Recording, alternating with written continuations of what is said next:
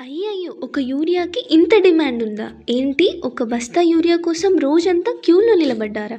ఏంట్రా యూరియా అంత అవసరమా పంటకి అని అంటారా? చాలా అవసరం. యూరియాలో మొక్కకు కావాల్సిన నత్రజని ఉంటుంది.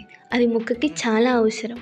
యూరియా అనేది చాలా రకాలుగా అవైలబుల్‌గా ఉంటది. ఒకటేమో గుళికల రూపంలో ఉంటది. ఇంకొకటేమో లిక్విడ్ రూపంలో ఉంటది. కానీ రైతులు మాత్రం ఎక్కువగా ఉపయోగించేది ఈ సాలిడ్ ఫార్మ్ అంటే గుళికల రూపంలో ఉండేది. కానీ ఇప్పుడు ఎక్కడ చూసినా యూరియా కొరత ఎక్కువైపోయింది గదా! ఎక్కడ చూసినా దీనికోసం లైన్‌లు కడుతున్నారు.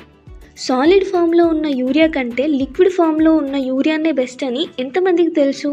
ఒక బస్తా గుళికల యూరియాకు సమానమైన ఫలితాన్ని మనకు కేవలం అర లీటర్ నానో యూరియా ఇస్తుందంటే ఎవరైనా నమ్ముతారా? కానీ అది నిజం.